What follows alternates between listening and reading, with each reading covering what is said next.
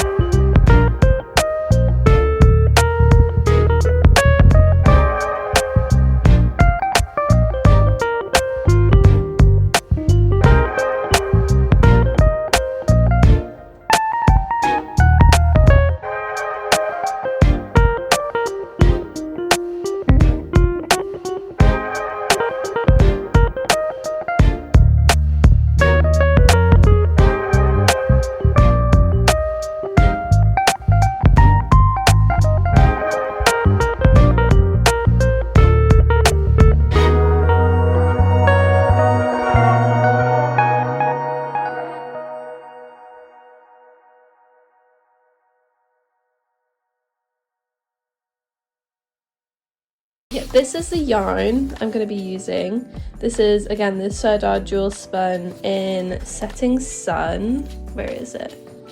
Yeah, Setting Sun. This is so gorgeous. My first one that I made, my first jumper with, my boyfriend's parents gave to me like years ago, and I never used it. And then I did with this, and it is my favourite. It's so nice.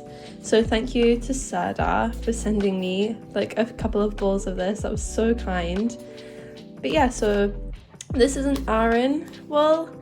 You do not want to go any chunkier, basically. This is probably the thickest your machine will be able to handle, just because of the size of the pins and like the yarn feeder. It won't work if you use anything chunkier.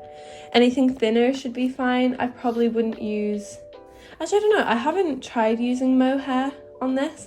I've read a few things that it's not great, but I don't know, you never know till you try. You're also gonna need like yarn darning needle.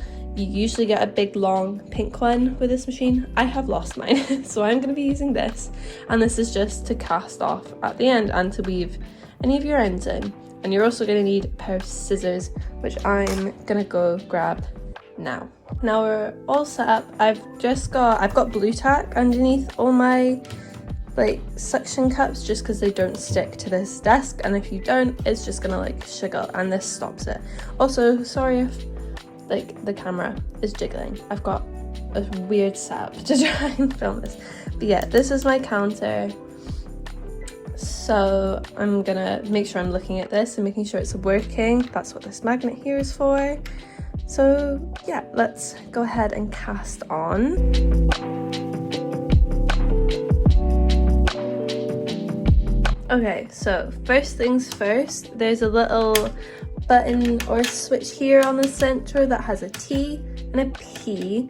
So basically you want to switch that to panel mode, and that means you're not going to be able to go past this point basically, and that just makes sure you're not going to ruin your panel basically by going over too many stitches if you're not paying attention. Right, so I'm going to pop my camera over here and let's cast on. So basically you want to go to your first peg, which is the one after this white peg, and you want to thread your yarn under it and leave a long tail in the middle.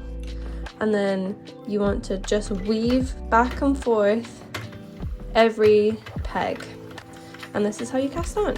So let's do that. And then when I get to the end, which is going to be this peg, what I'm going to do is I'm not going to weave into the white one, and I'm just going to pop my yarn in the feeder, or try to. There we go. And I'm going to pop it in this middle catcher there. But yeah, you can see I've gone back and forth. And then with this white hook, you want to crank until your machine doesn't let you crank anymore. And that just means your yarn is going to get under this bump, which is the most important thing for having nice, neat, pretty panels. Basically, you always want to make sure at the end of every single row your yarn is getting pulled under this bump here, because that means this stitch is properly cast on. Okay, I'm gonna reset my little counter and go back the way we came. Move my camera a little bit. There we go. So you can see the yarn is going through this, which is going to get rid of any static. And when you're at the end of every row, when you're going back, you just want to add a wee bit of tension just to make sure that it's nice and pretty. But yeah, go slowly on your first round, just because it's gonna be a bit janky and a bit tight, just because that's you casting on basically. But yeah, just go slowly, make sure every stitch is getting cast on, and you should be good.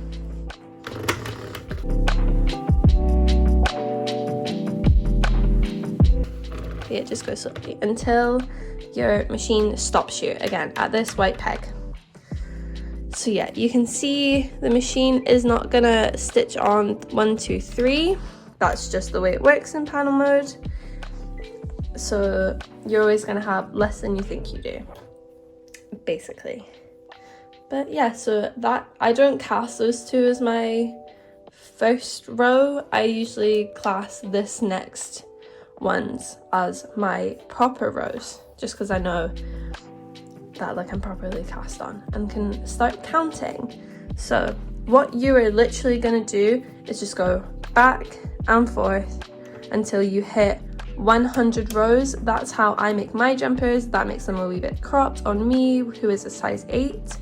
If you want it a bit longer, do more rows. I know 130 is pretty good for a full length, I think. But again, just experiment, try whatever you want. It's literally like just trial and error. You can always unravel a project if you don't like the length of it. It's really not a problem. So yeah, I will see you when I have my 50th row and we can see what that looks like together.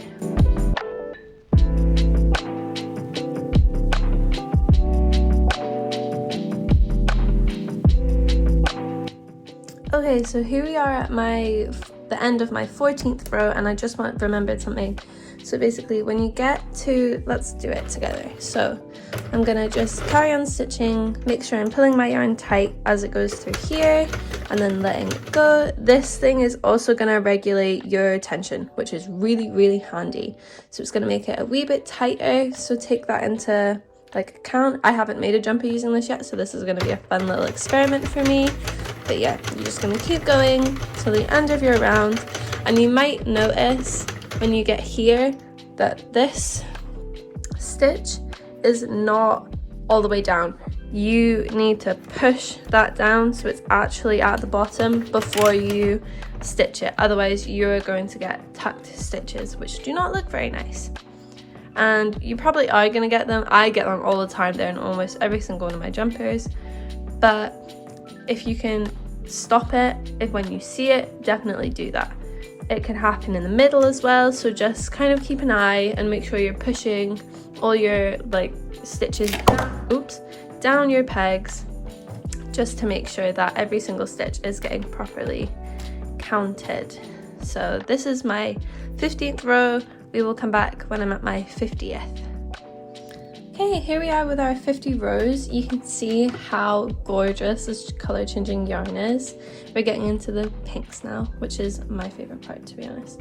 But yeah, so this is what 50 rows looks like. It didn't take me very long, maybe 20 minutes. So I'm gonna do another 50 and we'll see how to cast off. But yeah, this thing actually is great. I'm getting no tension issues, no tuck stitches. So what a great little hack. But yeah, just make sure that you're making sure to tuck every single one of these down and that your yarn is going under the bumps every time, because that's what's gonna knit your stitches essentially. But yeah, I'll see you when we need to cast off. But it's looking really good so far.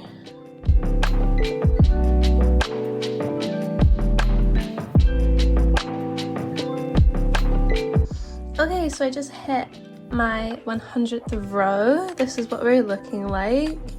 It's already so different to my other one, which I'm absolutely loving. So yeah, I'm gonna stick with 100 probably. I like this length on me, and I'm sure a lot of other people do as well. But yeah, so I'm gonna show you how we're gonna cast off these stitches. So first things first, you want to cut yourself a really long tail. So from your yarn ball that's on the floor, just gather up a super long tail. Doesn't have to be anything crazy, but you don't want it to be short, because this is what you're going to be using to secure all those stitches. So yeah, here we go. So I'm gonna thread my yarn, sorry about my Coke in the corner there. So I'm gonna thread my little yarn needle with that yarn, just like that, and then take it out of the yarn feeder and put all that in the middle.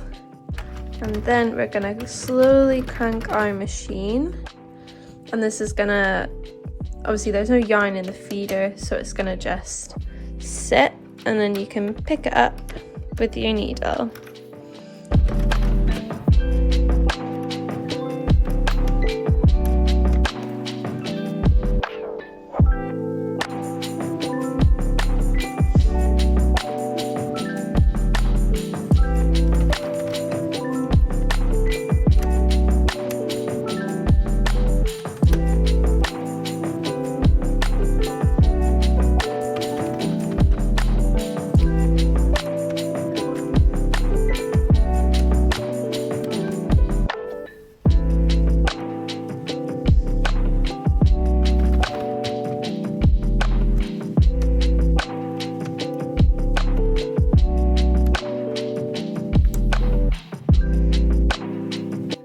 So you can see there, the yarn is going through all those top stitches. Okie doke, so I've just taken my panel completely off the machine, and you can see it here.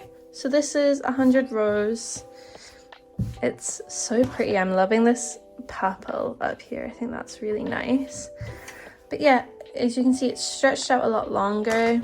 You need to kind of stretch it and pull it for the stitches to properly expand, and it is going to roll. That's just something that happens with this kind of knit stitch.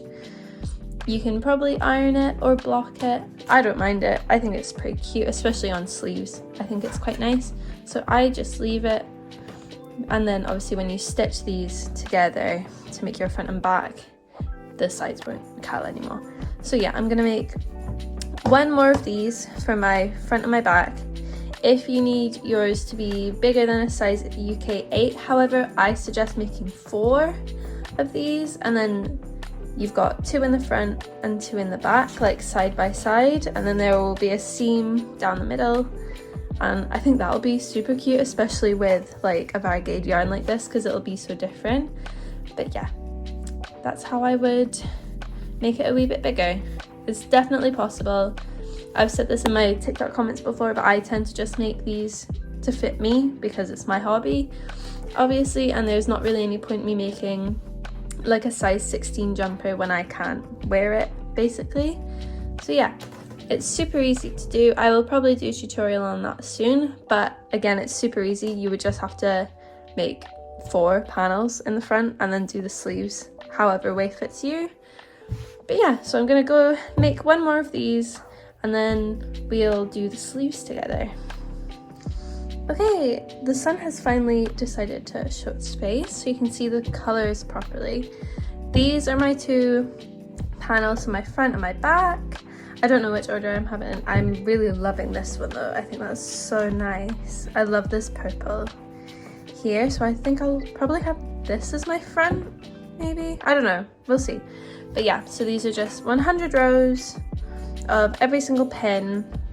They're quite thick, they're not see-through really, which is nice. I would still wear a top under these just to make sure.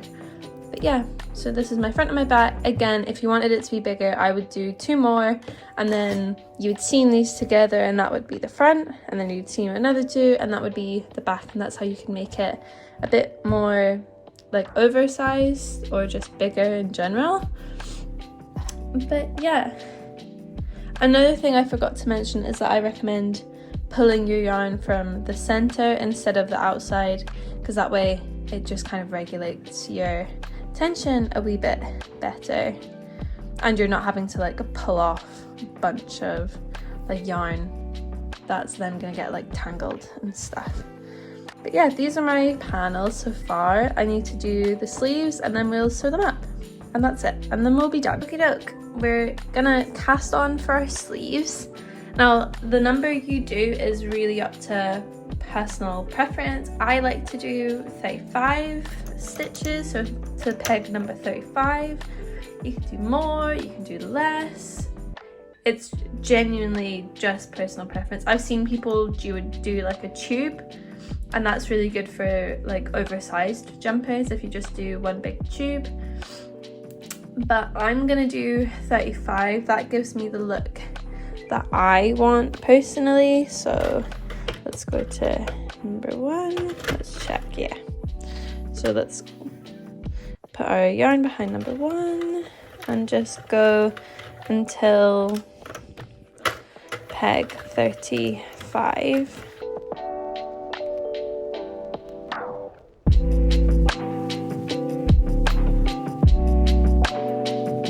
So that's 30, 1, 2, 3, 4, 5. Right, so this is number 35. So I'm going to pop my yarn into the feeder.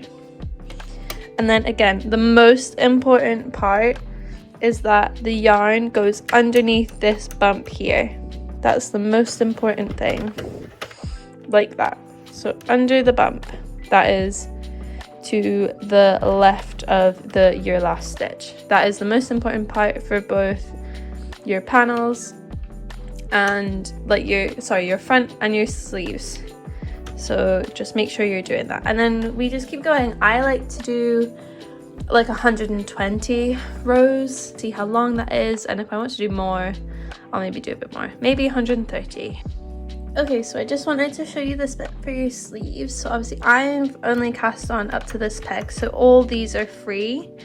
And I just need to make like every time you go around, you need to make sure you are stopping on the right peg. So let's start. So again, I'm pulling my yarn tight down here to make sure this stitch is nice and tight, and then we just slowly go around.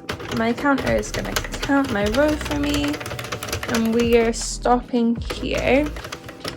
So just push that one down, and then make sure that this yarn is going underneath that bump like that, and then that's that last stitch ready basically, and you don't want to go any further, otherwise you're gonna have a weird shape. So you just have to make sure. It's easy once you get used to it, but you just have to be sure. And then you can go back the other way, and like I'm gonna try and show you, but as you can see, like this yarn going under this bump is the most important part, because then it catches, and then it means that this peg can pick up the yarn basically. So let's just keep going till the end of my row, and I'm just holding my yarn so my tension is nice. Push this yarn down so it doesn't get tucked, and then finish my row. So I've got 4 rows, and that's what that looks like. But yeah, I'm gonna go until I probably hit 130, I think is gonna be my magic number for the sleeves.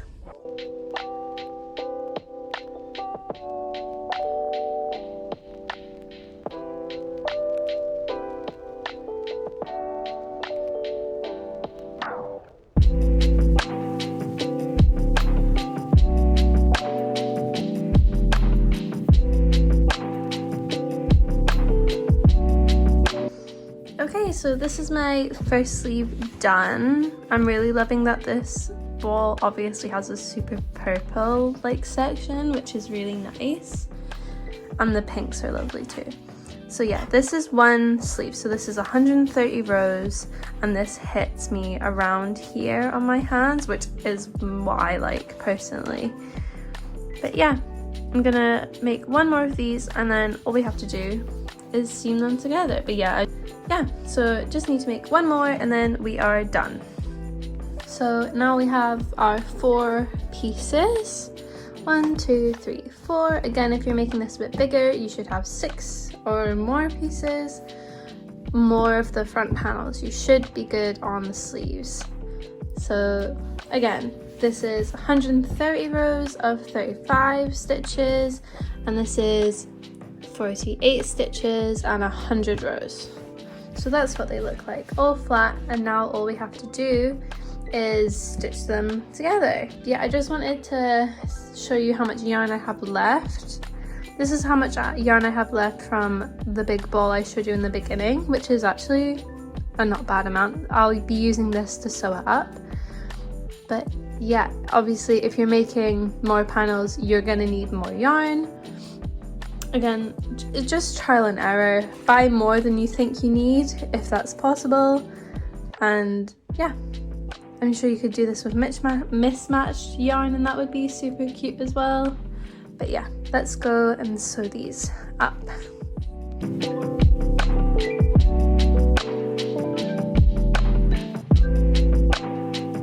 So to start sewing and putting your pieces together, you're going to need a few bits. So you're going to need whatever scrap yarn you've got left over from making your jumper, and if you don't have any, try and use like a similar colour, just so it, like, this is what we're going to be using to sew up, so you don't really want it to be showing.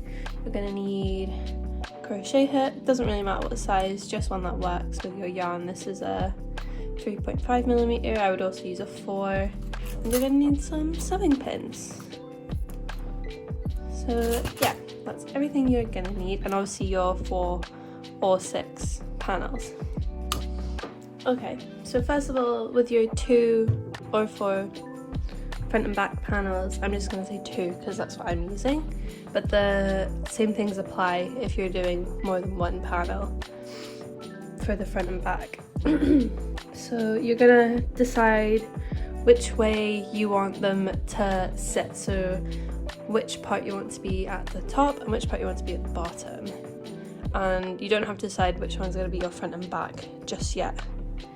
You can do that once it's all finished, but basically what you're going to do is you're going to lie them on top of each other, right sides together, so like this, and then I want this side to be the top, so I'm going to flip it so it's nearest to me. So this is going to be the top of my jumper where my shoulders are, and what we need to do is seam them together just so we have a neck hole. So what you're going to do first is you're going to take your pins I usually just grab a few and bring them out. Longer ones are better, I find. I've got like a mixed box of like long ones and short ones, and the long ones are better. So what you're going to do first is take one of your sides, make sure everything's nice and stretched, and then line the corners up, and then pinch them together. This is a little bit fiddly because they like to curl, and then just pop your pin in like that, and then do the same on the other side. Make sure these ends are out of the way, otherwise they'll be showing on the outside of your jumper.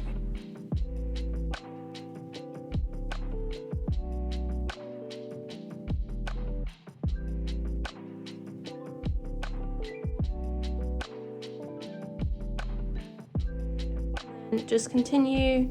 I would measure actually like how long your shoulders are and then how long you want your neck hole to be, because obviously it needs to be big enough for your head to go through. I don't bother measuring. I can kind of see how long I need it to be, and it's usually for me about 4 pins ish, but it completely depends on what size jumper you're making.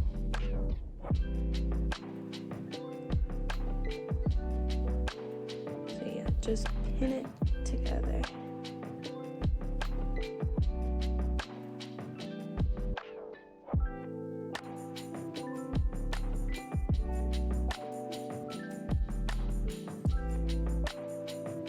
So that's 3 pins, and that's how big the opening is, which looks about right to me, so that's fine. I'm gonna pop the rest of these pins away.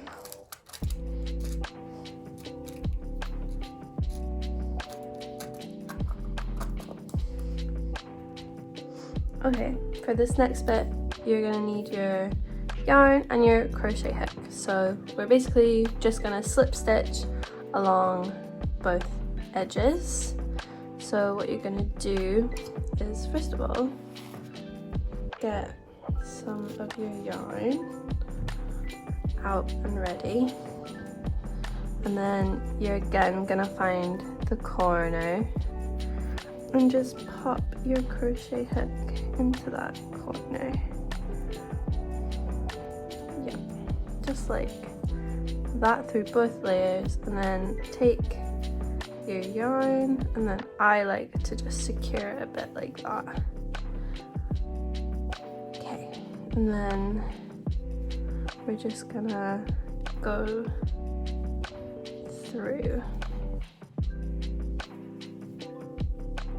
and slip stitch. And you really, this is important, you need to make sure these bumps here are staying on the inside of your piece, because otherwise they're going to show up and look bumpy and not great.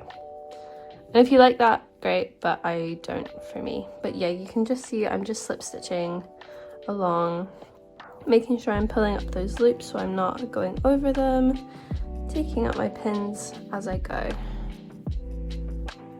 This is the most tedious part of making these jumpers, I find, is the sewing them together.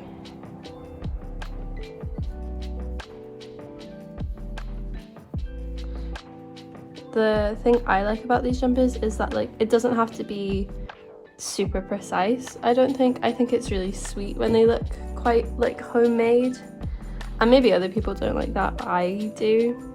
Like every single one of these jumpers for me has a flaw, and I think that's nice because like they're not being made by like a machine, like they're being made by like me in my living room, so they're not going to be perfect, and that's what I love about them, because they still look so nice and they've got like a really lovely like vibe, I guess. That's quite fun. But yeah, just making sure I'm pulling these loops towards me as I crochet my slip stitch, just so they don't get caught on the outside. Yeah, I tend to go like usually about 2 of these little lines down, and then I'll put my hook in here, just because it makes sure it's really secure rather than just doing it on the first one, and it makes a nice seam. So yeah, I'm gonna go up till here, and I'll just pull that out a wee bit so I know where I'm stopping. Take my last pin out, pull these together, and then just crochet all the way down. Now you could line up each and every stitch if you really wanted to. I started doing that in the beginning and then realized how boring it was to do that, so I don't do that anymore. I just kind of go by eye, and it's worked out fine. So I'm just gonna keep going, and then I'll show you how we finish off. Go to about here. Okay, and then what I do is, instead of going back in, I'll just pull up another loop. I don't have any scissors, so yeah, pull up that loop.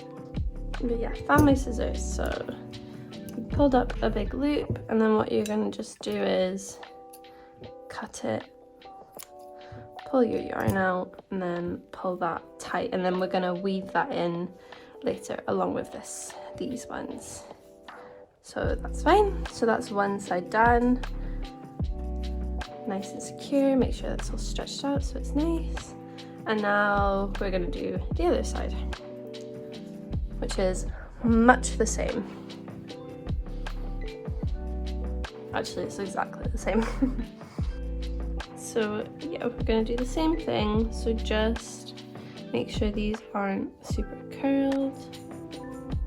1, 2, 3.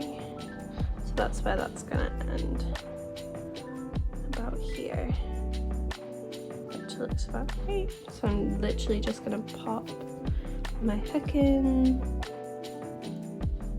and then do the same thing. So pull through and then pull both of those strands through to begin, and then just go. You could also use a sewing, like a darning needle, to do this and like do a whip stitch. I tried that, didn't love the way that it looked, but I think if you had like say if you're doing an all black one and you used like white thread and did that, I think that would look really cool.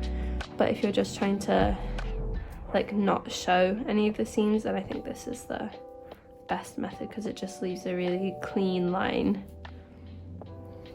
which is nice.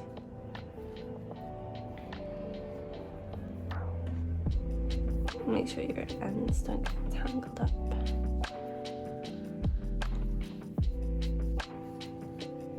Loops.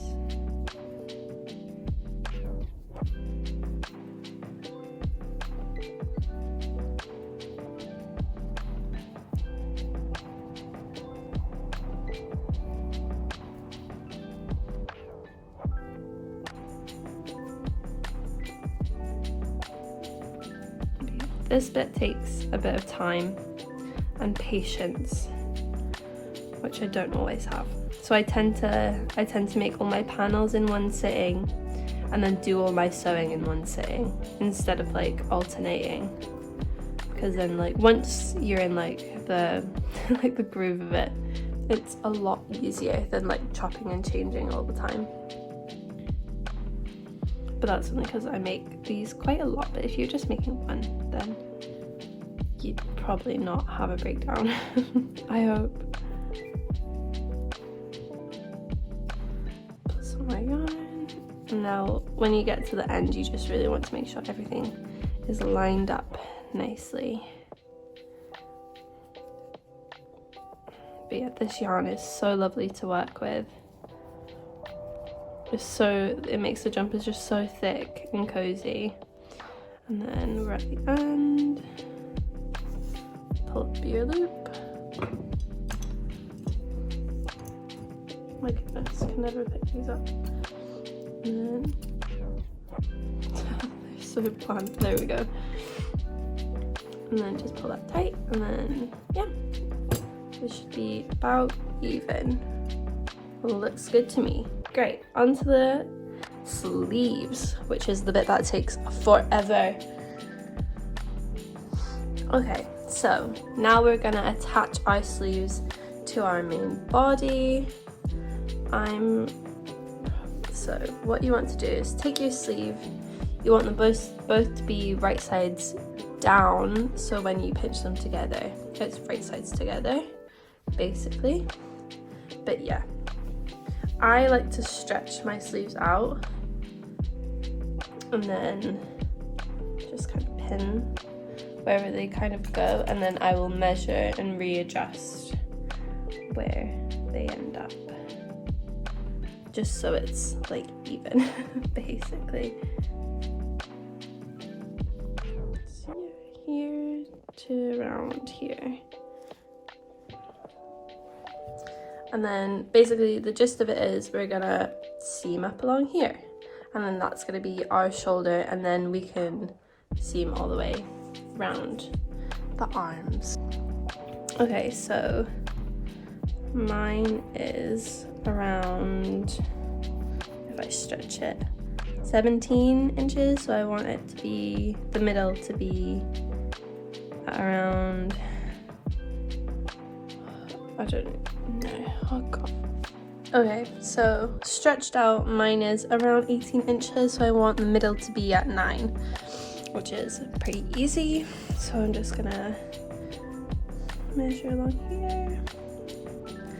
So, sorry, 8 and 16. So here is around my middle. Again, make sure all these edges are on the inside. And I'm just gonna get a pin.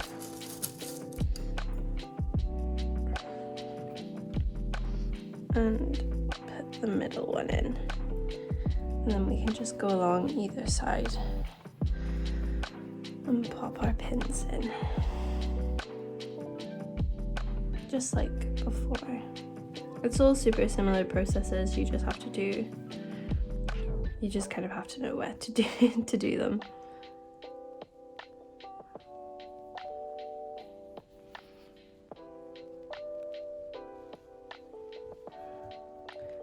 But yeah, you want to make sure these are down long enough that your arms are going to be comfortable in them and not like too tight.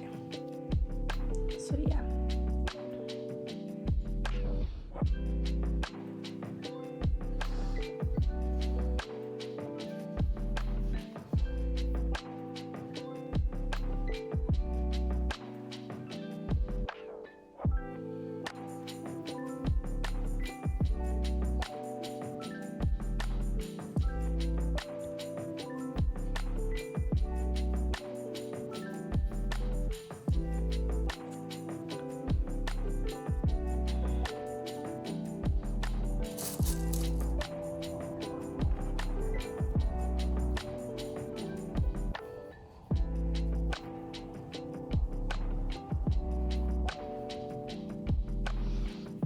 So yeah, there we go. Just gonna make sure I measured this right again. Yeah, it kind of shrinks as you go, which is just one of those things that happens. But like it does stretch, so okay. I actually cut this like thread long enough connected to here that I'm probably just going to use this to crochet down just to save some of this yarn. So just the same thing, pop your hook in the corner and then as far down as you can go and pull up that loop. Just keep going. Again, try and make sure you're going as straight as possible, not wiggling too much because you'll see it.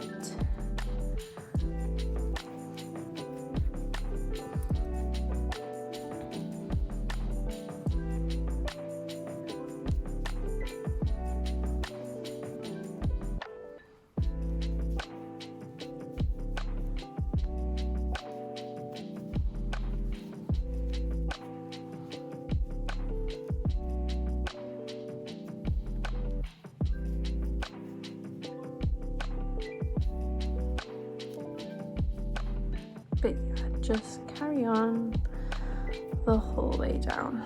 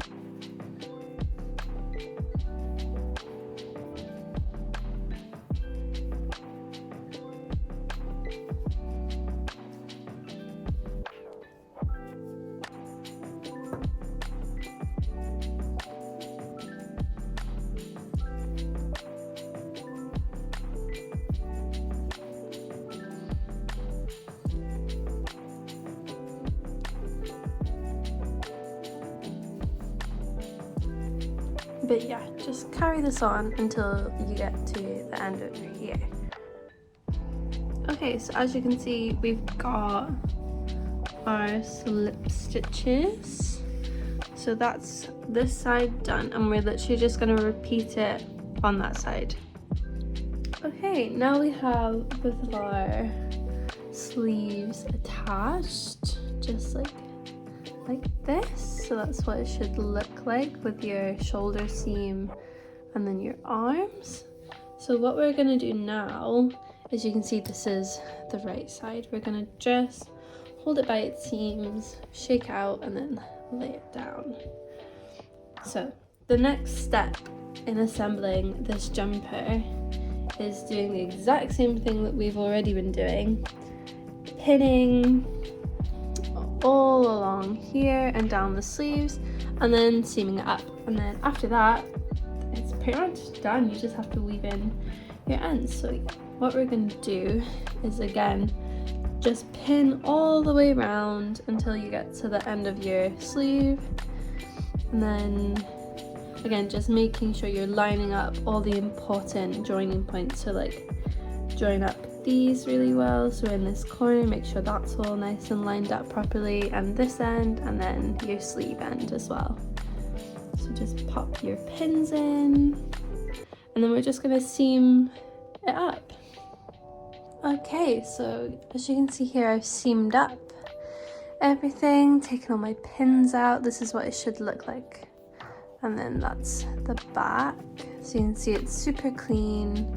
And then I'll show you what it looks like turned inside out. But what we need to do now is all these tails need woven in. You can leave them. I think it looks quite cute on certain styles if you leave them, but that's not what I'm going for.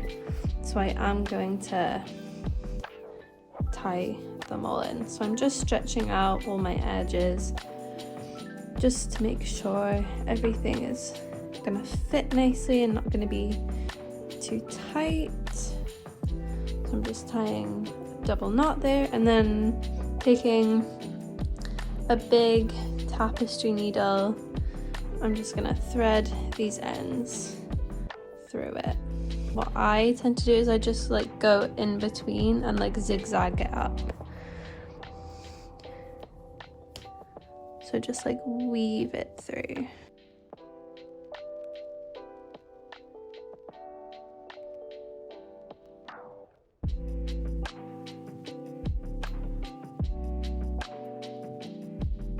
And then just pop your tails through. And then once you get to this point, if you've not left enough of a gap, you can just pull them out. And then straighten it up and then trim these bits off. There's probably better ways that you could secure your ends, but this is just what I do.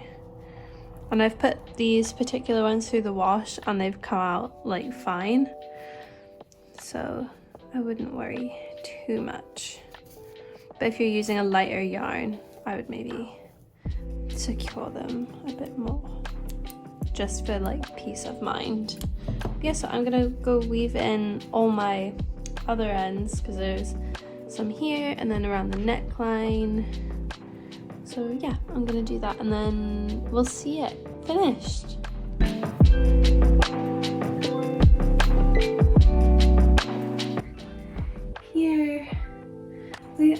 one finished jumper on the sentro.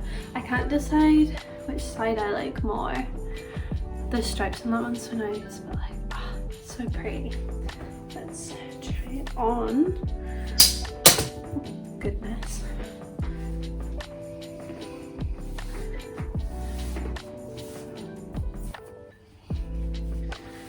But yeah, they're super cozy, like so, like I love how tight the sleeves are. It just makes it feel so nice.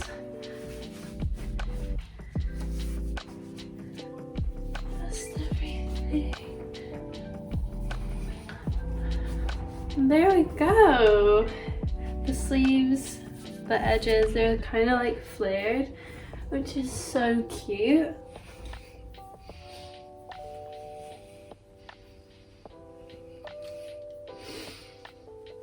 But yeah, like you can see, like it's just the cutest. Like it's not really see-through, which is nice. But some yarns will be, that's just kind of the way it goes. But, oh, it's so cute.